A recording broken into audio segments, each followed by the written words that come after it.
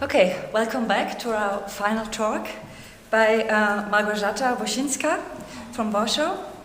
And I'm very looking forward. She will talk to us on commemoration of human remains in Rwanda as an emancipatory strategy against the dominance of Holocaust discourse. A very important topic. I'm looking forward to your explanations. Thank you. Good morning. Thank you very much for inviting me and giving me an opportunity to take part in this fascinating from one point of view and sensitive discussion on the dignity of the dead. Although the subject is very actual and painful, and we heard about it yesterday, there was a wonderful, very touching speech by Irina Skolnika.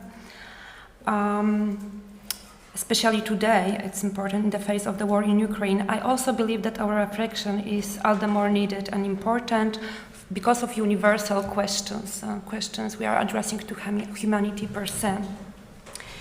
In my presentation, I would like to show that a reflection on the dignity of death can also bring hope and agency to the living. My anthropological research on the trauma of individuals and groups who have suffered mass violence, mainly related to genocide and crimes against humanity, concerns mostly non-European countries like Rwanda. Also, in my analysis, I compare this experiences because I was working not only in Rwanda but also in the region, Central and East Africa in general. And I'm always trying to find a link, compare these experiences to the most traumatic event that occurred in 20th century Europe, that is the Holocaust. But I am doing it via critical lens. I'm trying to do it in a critical theory. And why? And the term decolonization, we're mentioning about it here. So why critical approach? What does it mean, a critical approach? And what does it mean, decolonization, of course, in this term? Today we're going to analyze Rwandan case, where Holocaust paradigm is distinctly present, especially in Rwandan public, official memory, political discourse. Official means narrative museums. But the Holocaust discourse in Rwanda does not help to go through the mourning process in case of, I would say, 90% of Rwandan population. Holocaust discourse is necessary for 10% of population, means Rwandan government, Tutsi survivor, who are establishing Rwandan government today. However, Tutsi, they are still minority, Hutu are majority. So Holocaust is a great example of educational example only for elites in Rwanda. But 90% of population, they are Hutu, of course, former perpetrators, but also Tutsi who are not for elites, who are not working in elites group, like ordinary Tutsi, who are poor, who are not educated, who are not working for government, who are not living in Kigali, and who have no access to narrative museums and education, international education, and multi-direction cultural diplomacy. So what does it mean, decolonization? When I'm thinking about Holocaust discourse in Rwanda, I'm thinking about it as a kind of neo-colonial approach, a neo-colonial instrument, because there are many agencies from abroad who want to be present in Rwanda, like Shoah Foundation, like Yad Vashem, like Aegis Trust from London, like Museum Auschwitz-Birkenau, and I'm going to speak about it more because I was representative of Auschwitz-Birkenau in Rwanda for some years. But from other point of view, is also a kind of auto-neo-colonial approach because elites need it. They need it to legitimize their power as a Tutsi, as a legal victims. Very often, Rwandan government is using a phrase, "We are second Holocaust." And of course, it gives a moral legitimization to run a power in Rwanda. But Rwanda, it's not quiet, it's not safe, and it's not democratic. It's still an authoritarian country without a political opposition. So under the surface of rich country, because Rwanda is really rich comparing to other countries in the region, and really safe comparing to Democratic of Congo, and Burundi, Uganda, and so on. And it's very clean. And one of the motto of Rwandan government is, this is the cleanest capital. Of course, I mean, when you are use word clean, right? I mean, immediately my thoughts are going somehow to the ethnicity of what is really clean, what is not clean. So yes, Kigali is a very clean capital. However, under the surface, Rwanda is set and traumatized and somehow dissociated, because 90% of population cannot really process the mourning. And I will tell you why. I went to Rwanda when I was 23 years old, and I wanted to conduct fieldwork. And I was conducting fieldwork research, and I stayed there for 7 years, not only in Rwanda, in the region. And I started to work for government because it was impossible to run an academic research in Rwanda, because it's a very political topic, the identity of the survivor, and it was a topic of my PhD. So I had to start cooperation with Rwandan government, and that's why I stayed in the region so long.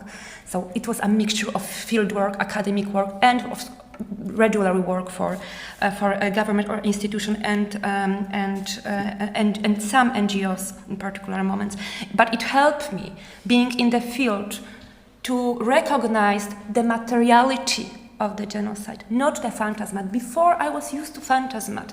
I was used to read Rwanda from the surface, from the textual perspective. So it was obvious for me, especially that I, before working with the Holocaust during my master thesis, that Hilberg's triada, it's very clear also in Rwanda case, and it's very clear using ethnic categorization who is the perpetrators, who is victims, and who is bystander, because the history on the Holocaust is based on Hilberg's triada. So when you're working with survivors on another genocide, and Rwanda is a genocide from the legal point of view, you immediately taking Hilberg's triada with you as a phantasmat and trying to find it in within the society. So when I was going to Rwanda from this phantasmatic perspective, I was sure that if I'm going to work with survivors with their trauma, I'm going to work with Tutsi. And who is perpetrators? Hutu. And who are bystanders? Maybe UN, maybe French people, maybe Belgium, maybe Polish missionaries who are in Rwanda during the genocide, and they are till now. But of course, it was very, very different, and this materiality helped me to understand it, why it's like that. Second, I would say, lens which helped me to create this decolonial discourse was my second profession. I am cultural anthropologist, but my second profession is psychotraumatology. The topic about the dignity of the dead, from my perspective, is linked naturally with the topic of trauma of those who are alive. And of course, dignity of the dead, giving potential ways, dignity of the dead, how to proceed mourning successfully. So the dignity of death offering us a therapeutic tools. And I don't agree that dehumanization of human remains, maybe it's a coping mechanism, but I'm not sure if it's really working as a therapeutic tool in the longer period. Like Liv was talking yesterday, like Alexei was talking yesterday, embodied perspective is very important, because you are interested what's behind, what is under the surface, what's exactly in the body of Lenin, what is exactly how bones are collected, in which kind of shape. And also psychotraumatology is really interested in the body, because trauma from Old Greek, from ancient Greek, means wound. And it's a very democratic approach. It's a very different approach to Hilberg's triada. In Hilberg's triada, victims are traumatized. Means trauma is something more than wound and body. It became a kind of moral legitimization. It became a moral category. From psychotraumatological point of view, we are not asking about ethnicity, nationality, nor other identity. Trauma can affect both perpetrators and victims and bystanders. So we are very much interested in how to work with their bodies, how to work with psychosomatic symptoms and re-traumatizations. So in this sense, it's a kind of decolonization of cultural trauma studies which are linking trauma very naturally with psychoanalysis, for instance. And yesterday we were mentioning Julia Kristeva, but of course it's also Frank Ankersmith and La Capra and Ruth Lace and Katie Karoff. And it's very important, of course, to have this psychoanalytical approach for sure to Holocaust studies, but to use it as a cliche to different genocide, it's very, very risky, because Hilberg's triad does not work exactly as we want it to work in other cases. And this is a place in Rwanda which could be, it's not a memorial site, it's a place opened after the genocide, means the place of mass massacre, where people were gathering, where people were killed. It's a former school, and I will tell about it more later. But it's open for public. There are no fences. There are no doors sometimes, and the access to these very dramatic places have everybody, including children.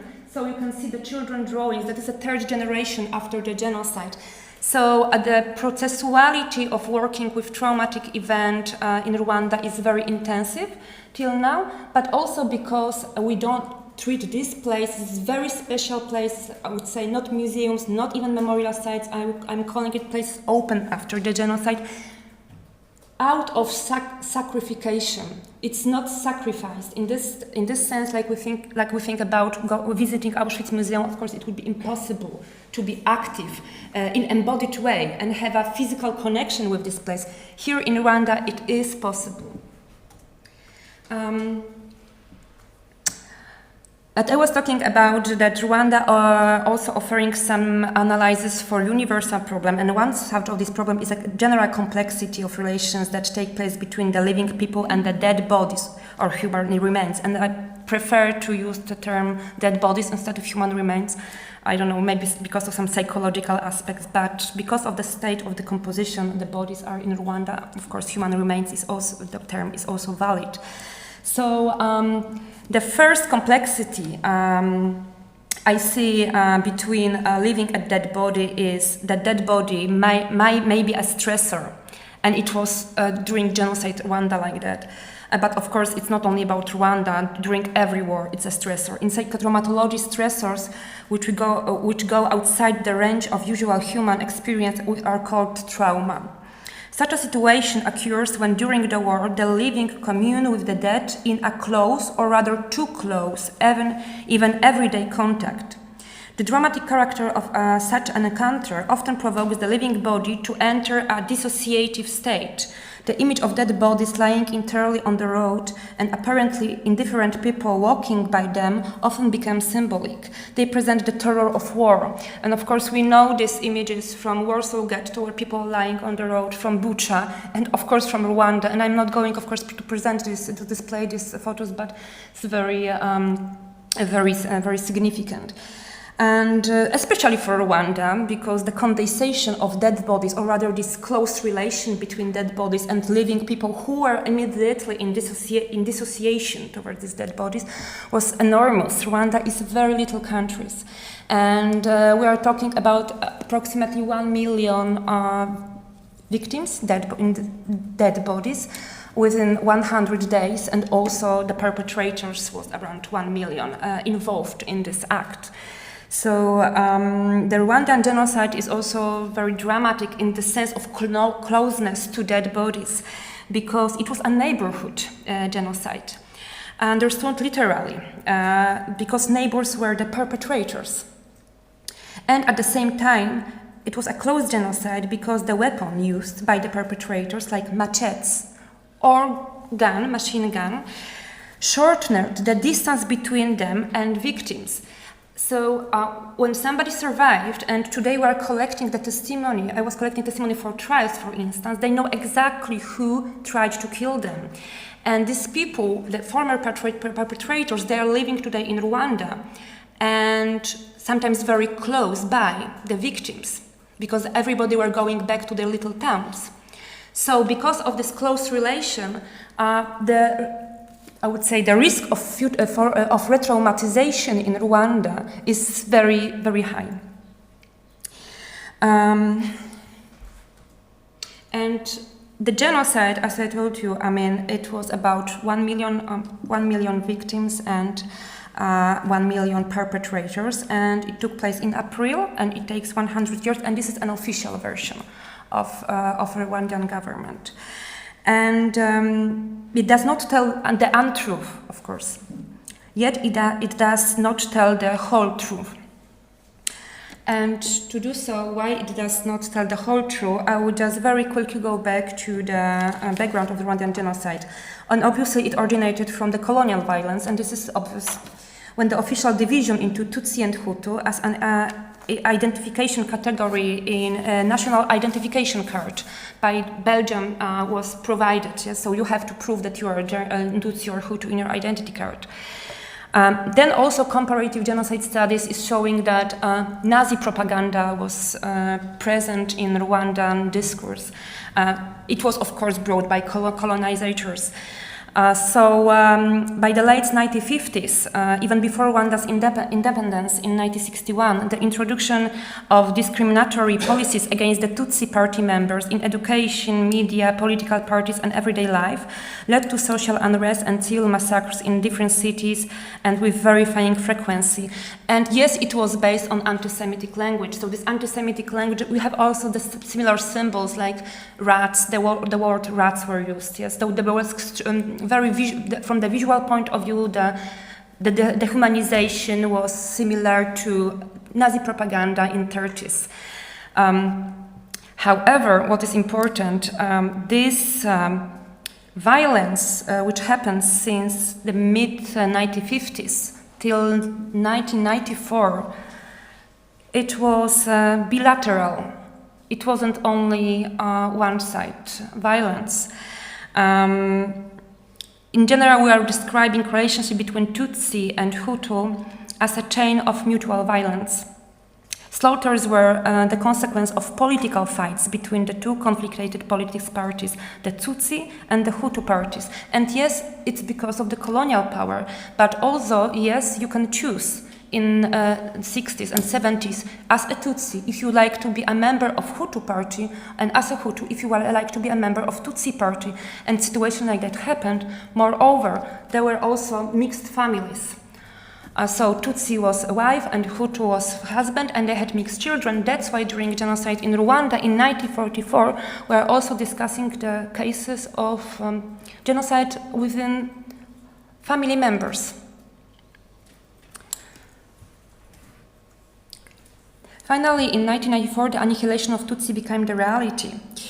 But before it became a reality, this is the first book which was published about the genocide studies at Yale University. And when you see the cover, you see that Leo Cooper was mentioning genocides. It was published in 1983, so before 1994, but after mutual violence. And these are the cases he's mentioning: Armenians, Jewish, Bangladesh, and Hutu. But of course we completely forgot about it, because in 1994 the genocide, which became a legal act because the UN Convention from 1948 was used, we completely forgot that it was an important case. So, yes, finally in 1994, the annihilation of Tutsi became a reality when the close of neighborhood genocide was carried out by nationalistic and radical Hutu power political group. It is important to underline that not only the Tutsi were murdered in 1994, among the victims were the moderate Hutu, that is, Hutus who did not adopt to nationalistic ideology. In other words, the Rwandan genocide was not carried out only because of ethnicity, but also for political reasons. So it's bigger than we are assuming. Yes. And Gerard Prunier is giving very right direction how we should think about Rwanda. Western readers should beware of too close parallel with the Jewish shock during the World War II, because it will be extremely misleading. In autumn 1994, trials before the International Crime Tribunal for Rwanda began. It was an official criminal tribunal ad hoc. And by December 2014, when the processing were closed, the tribunal had issued 33 rulings, only 33. There were probably around 1 million perpetrators. Due to the huge number of perpetrators and its inability to speed up the trials that took place exactly in Tanzania, in Arusha, it was a headquarter of ICTR. In 1996, the newly appointed Tutsi government, a victim government, organized their own tribunal, a local tribunal, and we call this tribunal Gacaca trials, so tribunals on the court, on the grass. And somehow, somewhere, it was taking inspiration from the traditional courts from the Middle Ages. And the court, the Gacaca court, was functioning till 2012. However, nor ICTR, no International Crime Tribunal for Rwanda, nor Gacaca trials used the word Hutu during their trials. So the trials was, of course, dedicated only to Tutsi victims. Mm-hmm. Officially, the genocide against the Tutsi ended in late July. The power was transferred to the Rwandan Patriotic Front, to President Kagame, to Tutsi Party. Nevertheless, did not put an end to war because, by that time, unofficial retribution had begun. Now Hutu were killed since 1995. Especially those who fled to the borderland of the Democratic Republic of Congo. Among them were the remaining members of the former Hutu governments, because they were, of course, afraid of the trials, that's true, but also civilians who were refugees who decided to leave Rwanda. And there is a beautiful movie, The Salt of the Air by Wim Wenders, about great photographer Sebastião Salgado. And this is one of the most iconic pictures on genocide in Rwanda. But it's not about Tutsi. It's about people who are on the border between Rwanda and Democratic Republic of Congo. And they are killed one day after another. And nobody knows about them. And there are almost any reports about these people. And we are talking here when UN, because UN, of course, reported this situation, and they reported it exactly in 2009, and they calculated that between 1995 and 2007, let's say, because then UN closed the investigation, from the Hutu side, we have 4 million victims. But unfortunately, it wasn't any factor for public debate, even though there was a moment when there was a temporary reduced humanitarian aid to Rwanda because of this document. So why I'm talking about this, and I'm sorry that I'm taking your time from all these details, because the key issue for contemporary Rwanda's identity and the attitude to the human remains, to dead bodies, is very thin red line separating the victims and the perpetrators, which very often is just a line between two houses or two streets, but also is a line of the identity and this Hilberg's triada model. The second key aspect in the omnipresent fear of confronting with materiality is guilt, but also the fear of the punishment or revenge.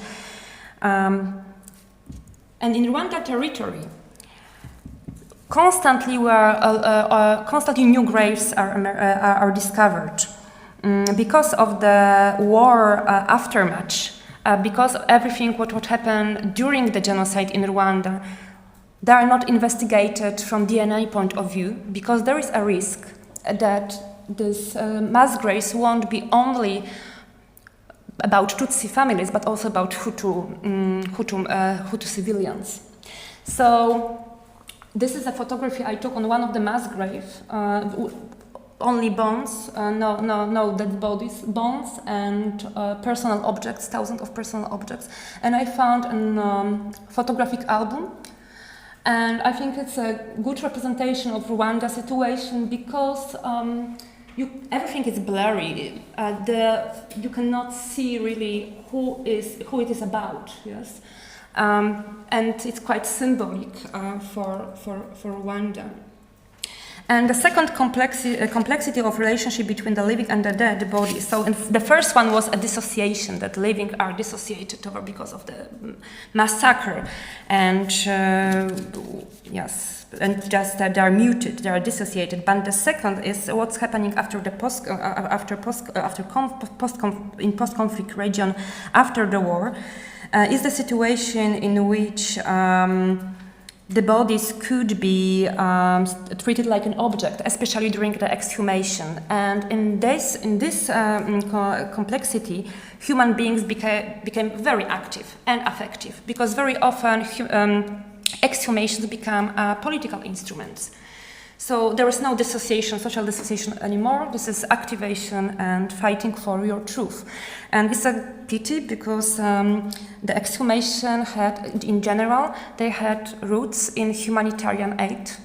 And we are doing exhumation because of humanitarian aid and because of communication with families, but very often it became a political game. And what is very interesting how it looked in Rwanda, the exhumations. In article Exhuming Conflict by Erin Yesse, she describes a failure of the International Crime Tribunal for Rwanda, this ICTR, and famous NGOs, Physicians for Human Rights, representing ICTR in Rwanda. According to the author who visited Rwanda, Erin Yesse, in 1995, and had previously gained experience in conducting forensic investigation in Bosnia, both organizations, ICTR and Physicians for Human Rights, expected that they would be able to carry out a broad, ambitious exhumation plan. However, as Yesse writes, in spite of such intentions, the majority of trials conducted were based almost entirely on eyewitness accounts. The rise of eyewitness accounts is in part due to the fact that so much of physical evidence was lost, altered, or destroyed by the survivors in efforts to honor their dead. As a result of such a realization, therefore, the application of forensic bioarchaeology has been less applicable in Rwanda comparing to other areas of conflict. According to Yesse, the tribunal could not proceed correctly because the witnesses did not want to participate in the location of graves or identification of the bodies. Also, Yesse describes the situation as deadlock. I think that it was a great cultural diplomacy tool. Because it was happening, the exhumation happened during the revenge, and there was a very difficult situation in Rwanda, and there was really high and real risk of another conflict in Rwanda. So what the Rwandan government did, it was a trans-ethical symbolic, they're trying to create a trans-ethical symbolic representation, and they're creating historical narratives about their genocide, and they're trying not to take materiality as an legal evidence because they're afraid of this legal aspects. Okay. And also I do believe, and this is the third factor, that it's possible, there is a possibility to be with dead bodies in therapeutic relation, in bilateral relation. So no dissociation, no objectification and being affective, also very often because of political reasons, but I do believe really that it's possible that the dead bodies and lives can have a bilateral relation, and then the process of mourning is possible. And then, of course, we need some symbolization, and symbolization act is very important for therapeutic, for psychotherapeutic relation and for processing the mourning. And we can do both. We can, and Rwanda rather do both. So Rwanda first created a bridge which helps them to commemorate, which helps them to create a bilateral relation between the society and very difficult event. They were afraid to, of course, using this materiality as a legal situation, but they have to give something. So they decided that instead of their genocide, which is so complicated, they are going to create narrations about the Holocaust in Rwanda. So that's why they were very much interested, the Rwandan government, to cooperate with Auschwitz-Birkenau Memorial State and to organize special classes for Rwandans in Rwanda about Jewish people during the Second World War. Of course, stressing constantly genocide against Tutsi everywhere. And this is a moment when we invited Piotr Cywiński, director of Auschwitz Museum to Rwanda, and this is one of our classes we prepared for the Rwandan government. Also, Israel is very much interested, it was, because of Netanyahu, to cooperate with Rwanda, and they have their own reason to be active in Rwanda, and also helps Rwanda to create a narrative memorial sites. But once again, this official memory works perfectly for Tutsi elites, and for diplomats who are visiting Rwanda, and for tourists who are visiting Rwanda, and many researchers who are writing about Rwanda using the cliché of Second World War. And this is a book I would like to recommend. Rwanda is not beautiful and not clean. Rwanda, once again, is an authoritarian country. There are no independent academics in Rwanda. You cannot be critical at any sense in Rwanda. So, or you are on the side of government and repeating the Hilberg strada in your thesis, what of course it's very popular, or you are out. So I do recommend this amazing book about this situation with the local individuals. This is how looks official museum in Rwanda. It was opened in 2004, so 10 years after the genocide. Yes, it was established on the mass graves. There was a mass graves before. However, today in this building there are no bones, no human remains, because if you would put it to this kind of museum, they become an object, museal object, exponent. And then you need some kind of label. You have to give a narration, and it's very problematic, and it's very risky for the population, because the population know that not only Tutsi are representative materiality. So instead of materiality in this museum, Shoah Foundation helped Rwandan government to create a narrative museum. And this museum we can find information about the Second World War, about non-violence communication, about for instance, there is of course about the colonial period, of course, and there is also one room about the genocide in Rwanda. And what's interesting, the photographs which are displayed are black and white, and remind us immediately the photographies from the Second World War.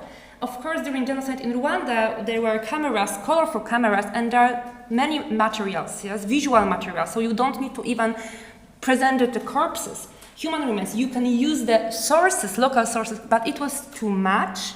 They preferred to suit to the convention, black and white convention from the Second World War. And also they are presenting, of course, very special material about the genocide in Rwanda. For instance, this is the Hutu Power anti-Tutsi, aka anti-Semitic newspapers from 1991.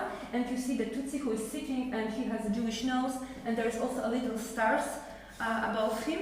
And it's presented in this museum, of course, in purpose.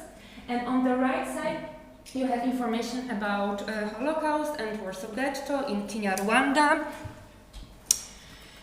and a map with all our memorial sites in Poland, and of course very important passport, Jewish passport with the nationality, because of course it's used very well to the colonial idea of.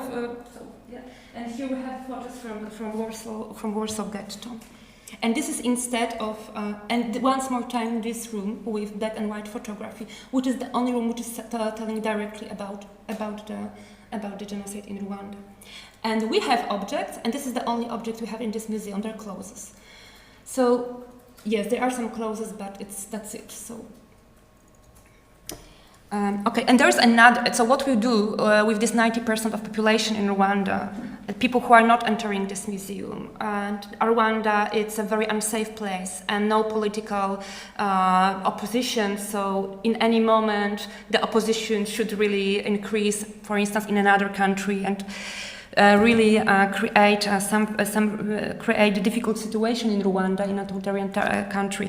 So they are different places, but they are not official. I mean, they are official in this way that the government knew exactly about these places, but they are not official in this way that nobody is sponsored, nobody helps with infrastructure, and there are places which were literally open after the genocide. During the genocide, I was telling about this dissociation with and this close relation with dead bodies. People were looking for shelters, and of course they are choosing the public buildings like churches, schools, hospitals, because they thought that authorities would help them to survive. So these places were literally closed after the genocide and literally open 2 years later. And what we can find in these places, you see there are no any signs. The only sign is a color, white and violet color, which is symbolizing the tragedy of Rwanda. And what we can find, objects, material objects, in decomposition state. They are biological hazards, of course. There is a risk of biological hazards.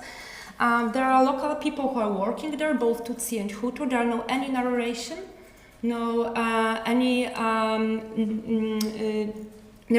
instruction how to read these objects.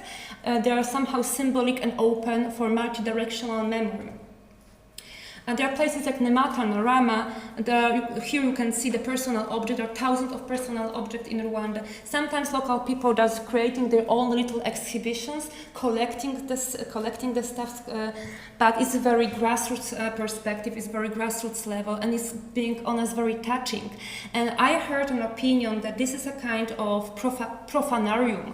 That this is something which is completely opposite to what we would like to see from the cultural trauma point of view, Western, from the museum point of view, Western, from the even memorial sites and Auschwitz, which are somehow somewhere creating the model how to work, how to deal with human remains.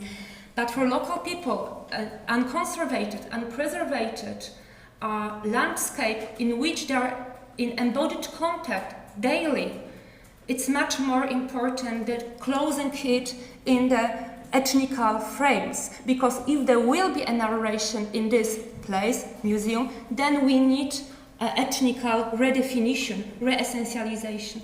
And this is Rwandan, this 90% of people who are living together, Tutsi and Hutu, they are afraid of. Personal objects, you can still find and read. And this is Murambi, and just a few words about Murambi. Now, a little trauma trigger warning. I will show some photos. So basically, these places, I'm calling them opened after the genocide. There are approximately 140, but the people are discovering mass graves constantly. So maybe there will be more places like that. In this particular place in Murambi, it was one of the biggest massacres in Rwanda. 70,000 of Tutsi were looking for the shelters there.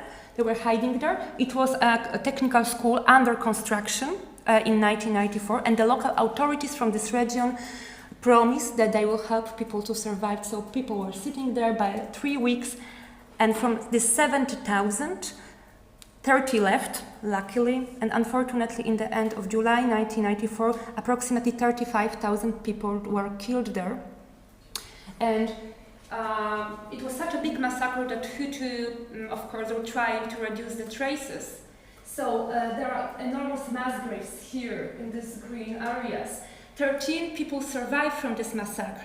And then in beginning of August, the genocide was over. So immediately they asked President Kagame to come and they dig these mass graves. And in political gesture, in some kind of act of desperation, they took 1,000 bodies from these 35,000 and put them back into the classes. And because of the very specific microclimate, they mummificated. They are, I would say, half mummificated because the decomposition is slowly going, but very, very slowly. And they are lying there with clothes. And a place called Murambi, and local people take care for them very much. It's open for public. It's open for everybody who are living in Murambi. During April, this is a month of commemoration. People are bringing flowers and candles and singing, but also you can see local children who are coming there, touching the objects. You can also find machetes there. We know also that some of these machetes now are used for agriculture. So people are also using the weapons. Unfortunately, bodies are in the decomposition. This is a picture from 2016. So we assume that probably they will disappear in the next 10 years.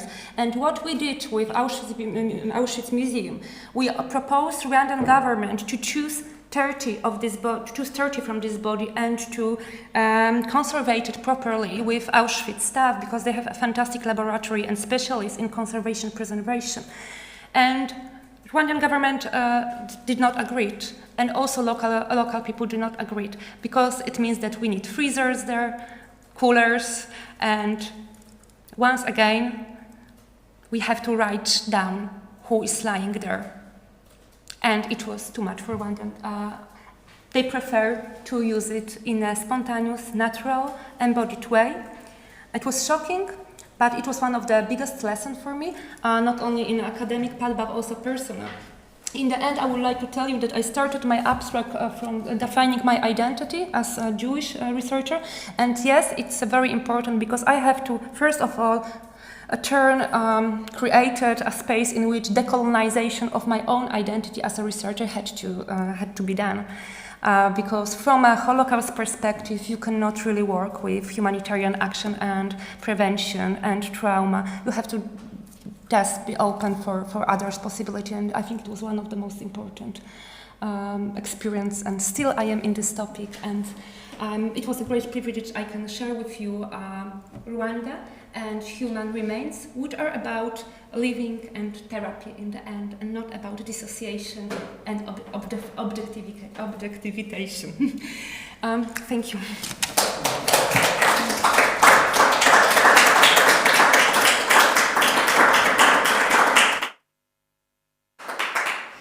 Yeah, thank you very much for a very complex talk, which gave us all a lot to think about. And we have a first question by Susan Nyman. Well, yeah, I could echo Franziska. That was a very nuanced and very thought-provoking talk, so thank you for that. One of the thoughts it provoked in me was the following. I'm all for making distinctions and nuances, but I'm not too happy with the term decolonization in this context. And I'll tell you why. It was very interesting that you quoted Netanyahu, because just last year, Yair Lapid, Israel's foreign minister, tried to make a similar statement about the continuities between the Holocaust and anti-Semitism and other forms of racist terror.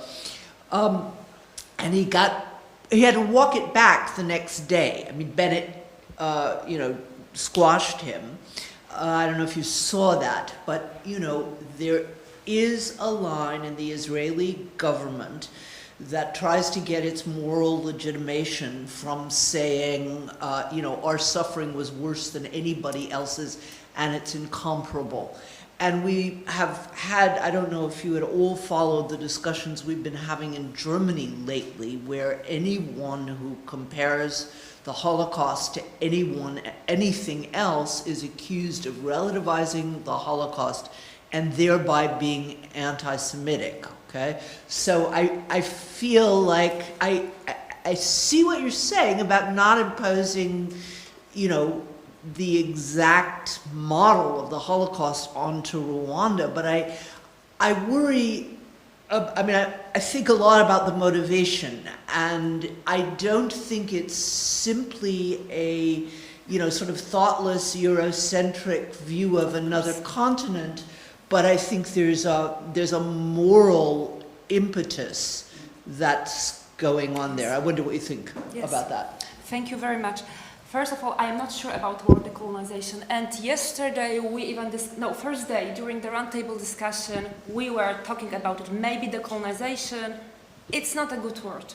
Not even in my case. We are using, few of us were using decolonization in many contexts. So you are very right. I am not sure about the word decolonization.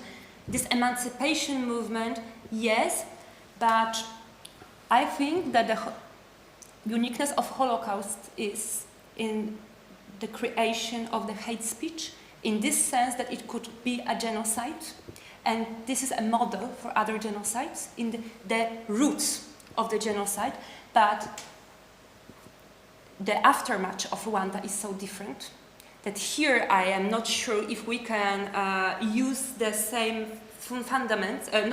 the same board, the same shapes, but the fundaments, of course, I don't know any other crimes like Holocaust, also in this sense that there is no European Jews anymore. And there is Rwandan, I mean, not in this, no, I am, but you know, in this culture, Yiddish culture, in this sense. And Rwanda is going back to the traditional culture as a common value. Even discourse and music, and they're building their identity on something which is common and is traditional. So, yes, of course, I think that Holocaust is a model for the Rwandan genocide.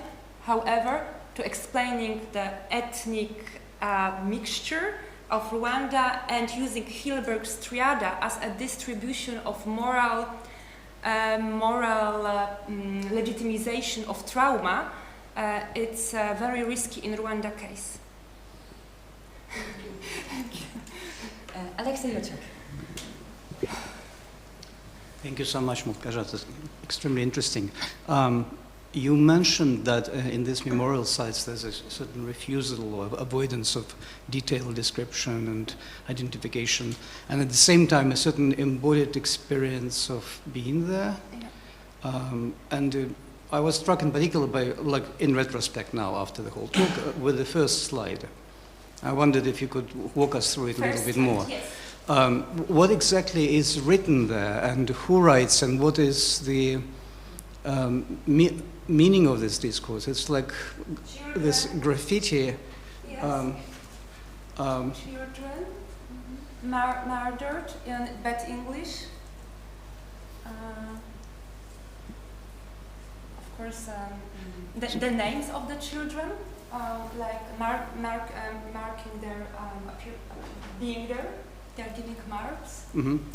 So I was here. I am living here. I wouldn't say it's a fight between living and dead to whom belongs this place. But how is this connected with the material objects you showed later, like this is Murambi. I'm sorry, I didn't explain. This is the place where bodies are lying. Mm-hmm. This is one of the room. Yes, the bodies. This is this place with the bodies. I'm not going to show the bodies. And the last slide was this one. This is also Murambi.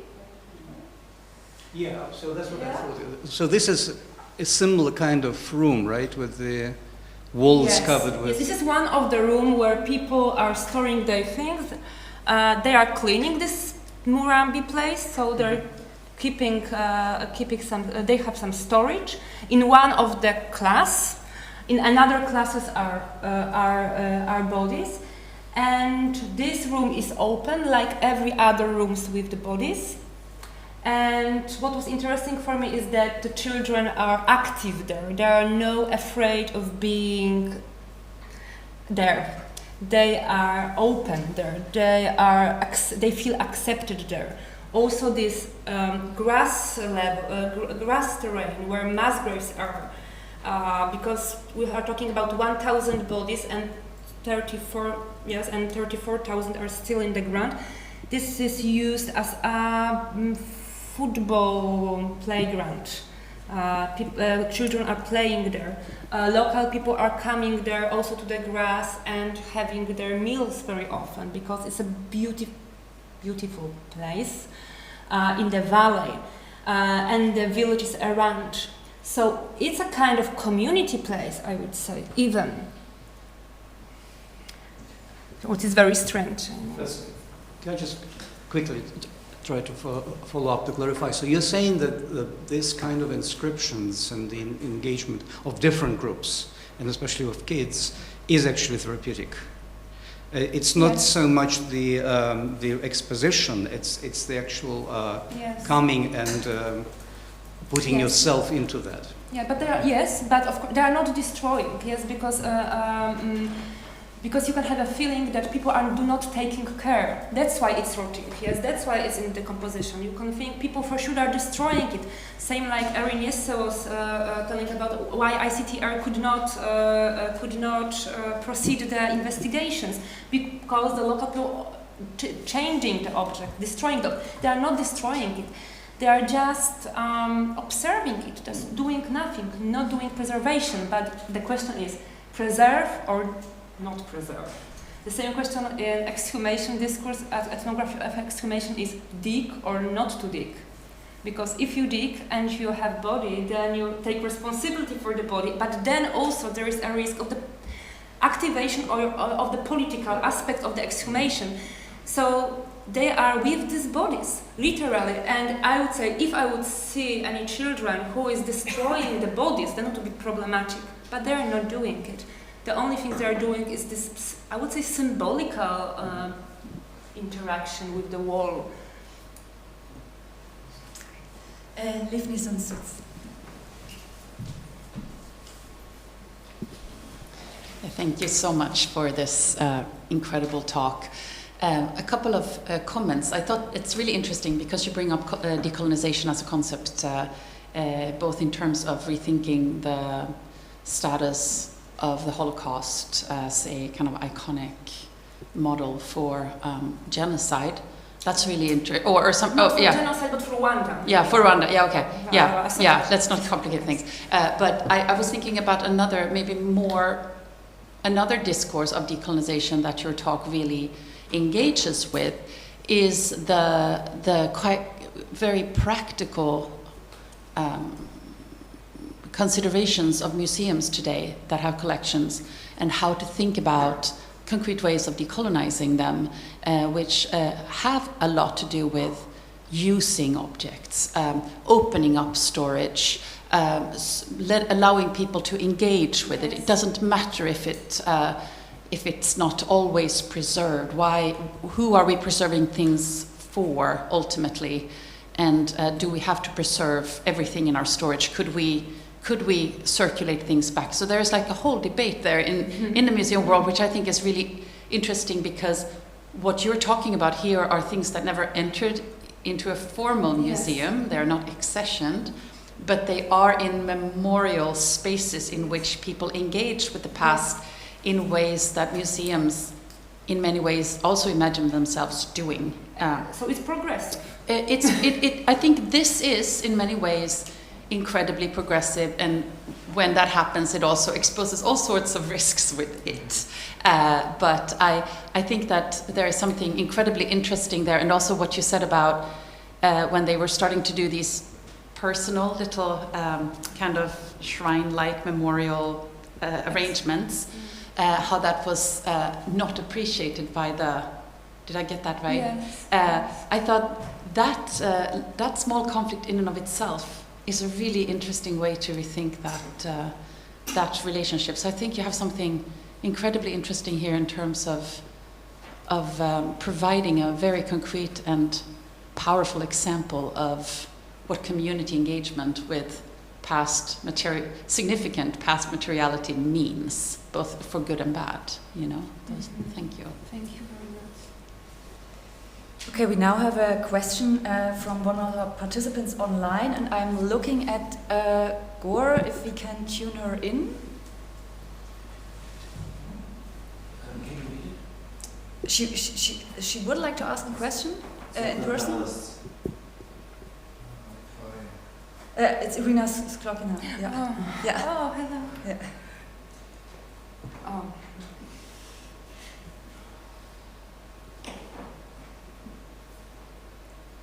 I will try to formulate it as a question.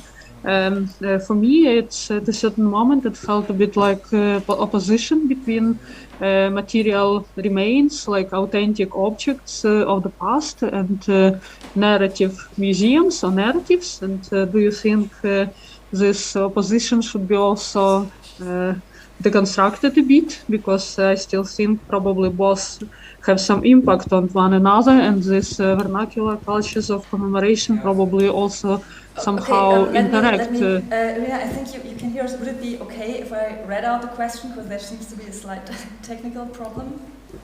Okay. Okay, so I'm just gonna read it. First of all, thank you for pointing out to the social and economic inequalities as crucial for the understanding of memory and culture. Do you think this opposition between narrative museums and objects should be taken critically?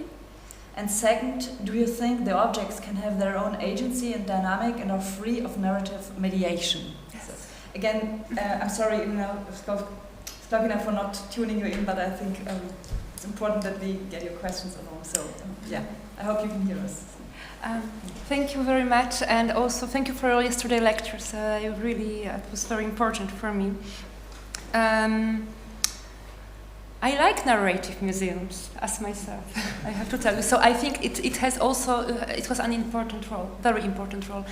And especially, for instance, in Warsaw, we have a museum of the Polin Museum of the History of the Polish Jew. And this is a beautiful narrative museum for everybody. And this is about life. This is not about death. While in Auschwitz Memorial, it's about materiality and it's about death. So I think that we need narrative museums to sometimes get out of this martyrological concept, which the grave concept, the cemetery concept. And I think this narrative museum is very important for children, for people from abroad who connected Poland immediately with cemetery and materiality, and they can also confront with narrative museums. So I like narrative museum, and I like curatorial, I like also these curatorial ideas which are behind narrative museums.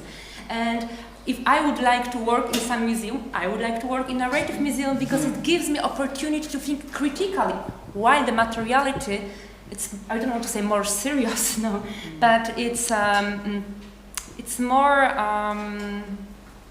more embodied, and there is a special care also, because I would say in narrative museum you are taking care also for your idea and for your intellectual approach, and in material museum you are taking care mostly for the object and preservation. So I am not critical towards narrative museum, but also I know that material museums cost more money. And I know exactly the budget of Auschwitz, and they spent most of the budget on preservation, conservation processes, and 90% of the budget, what is obvious, of course. And there are also places like in Rwanda, which are in between, because they have materiality, but they are not preserving it. And I am very curious, what would happen with this kind of, if it's a potential model for museums, future museums, which are using materiality with the open thought for narrative perspectives, and with this materiality slowly disappearing and naturally transforming to ideas, and it will be very interesting. So I'm not criticizing both. I like both, and I'm learning a lot from both. And the second question? Do you think the objects have their own agency and dynamic and are free of narrative mediation? Absolutely, and I think that in Rwanda, luckily, there are no descriptions, and I think also these bodies are not belongs to the local population. They do belong to themselves, because yes. I'm just trying to understand what it would mean for an object to have agency in that sense. We can ask. I guess maybe we can ask, because did you hear the question? What can you specify a bit what you mean by an object having agency? The influence, because social influence. Mm-hmm.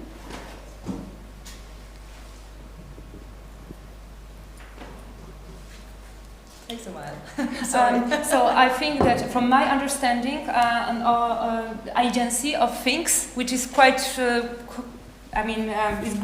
already is a grounded theory. But in case of Rwanda, I would say that these objects that not belongs to the state, that's for sure. I mean, even it's in Rwanda, that rather belongs to the local population than to the official memory and the state. I think this is the first thing. I think also that they don't belong to really local populations. I think they do belong to the cultural and natural landscape They're part of the landscape, I would say. Because nobody is touching them, nobody is stealing them, and even the conservation process from Auschwitz wasn't a good idea. So they have dignity in this sense that they are there as themselves somehow. They're constituting a very specific field of being without shame. They are not covered, they are naked. But this nakedness, it's not about shame. There are dignity in these bodies, almost like a sculpture from contemporary art. So I would say they do belong somehow to themselves, and there are no curator of this exhibit. Oh, sometimes they're curated this little, but not from bodies, only from the pencils. Okay, we have two final questions, very appropriately. First one is Misha, second is Frederick. So, in a sense, this is a follow-up question about what you just said about museums. So, I know that you've been very critical of the role that Western NGOs and museum organizations have played in Rwanda. You mentioned this briefly in your talk. In the chapter you wrote for our book, you have quite a detailed analysis of the Aegis Trust, among other things, and its role in Kigali. And yet, you've also mentioned that you worked in Rwanda, among other things, as a representative of the Auschwitz-Birkenau Memorial Museum. I think in your biography you wrote that you've now also worked with the Aegis Trust. No, but I used to. Okay, but I'm interested in your experience of the kind of scope that a critical researcher like yourself can have working within these organizations. Is it possible? I mean, since you did that, since you worked with and inside these organizations, clearly you must be optimistic about being able to change things for the better, working with them rather than outside. So maybe you can talk a little bit about that. Thank you. It's a very good question, and it's very difficult. It's a very difficult question because I don't want to say that I am ashamed, but when I spent 7 years in Rwanda, a part of my being there was academic research, but a huge part was working with particular organizations or NGOs, and it was a kind of schizophrenic situation, because while I was in Kigali, when I was living in Kigali, working for Kigali Memorial Site and Aegis Trust, there a period of my being there like that, it was clean, beautiful, diplomatic talk, nice flat, and then you are going to rural areas and see the real problems of this 90% population, and then you are going to Democratic Republic of Congo, where it's in complete chaos, and then you realize what's going on in Democratic Republic of Congo and who is running the war in Democratic Republic of Congo right now, and why, and Rwandan government, it's not a mystery because of the rare minerals, yes. And then you come back to Kigali, and you have a really kind of schizophrenic approach. And I do appreciate the work of Aegis Trust. Because of Kigali Memorial Sites, we can have a global education about the genocide in Rwanda, and that's for sure. However, my dream is, if you like, what is my dream? My dream is to go more brave with additional categories and at least put on the table the topic of Hutu moderate, who are also victims of this terrible genocide, in public discourse, in official discourse.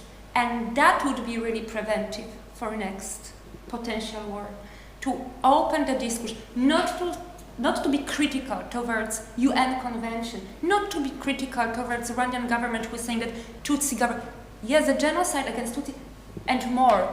And if Aegis Trust would do that, then, okay, I would say narrative museum or not, for rich people or not, but at least it's democratic and inclusive for traumas. But until it is exclusive, it's very dangerous and unfair, especially that you know that it creates an umbrella also for Israeli and Rwandan cooperation, which is very good for Rwanda, but we have severe problems in Democratic of Congo.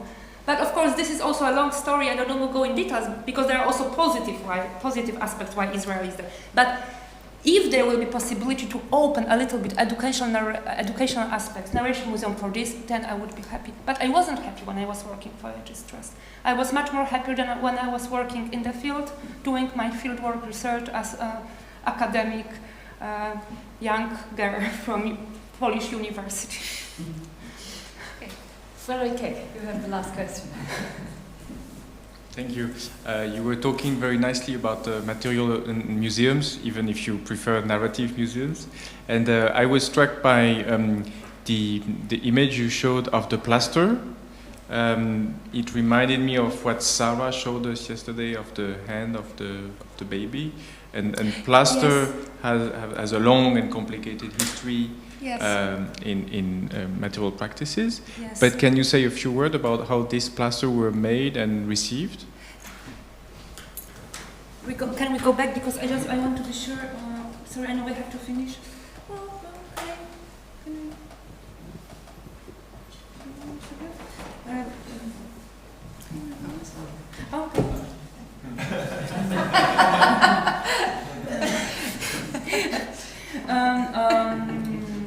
Okay, can you tell me, you mentioned these legs? No. No, more like the arms. The arms? Okay, wait.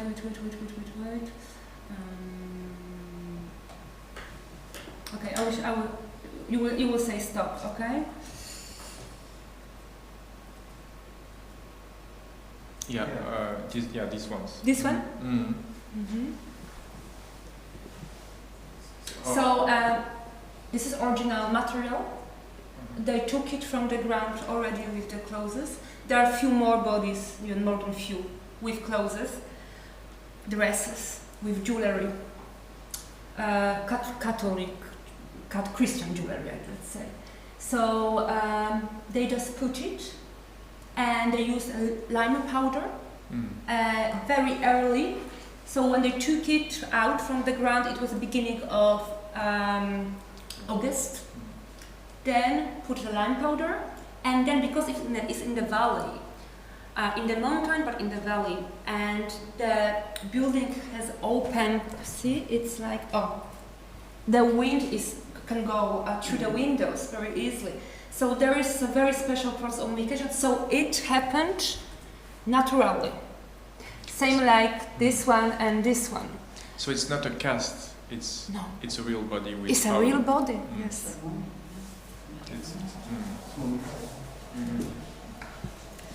Okay, thank you very much, and for your talk, for the discussion.